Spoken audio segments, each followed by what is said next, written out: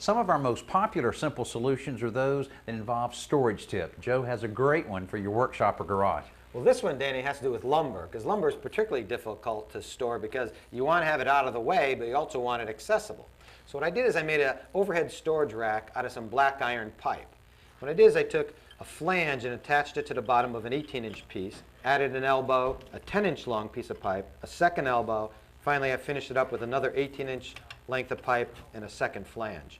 And as you can see on this end, as I just took it and screwed it to the underside of the exposed joist. And if you give me a hand, we're going to put another one here. You just hold it right on that mark. Okay, I got it.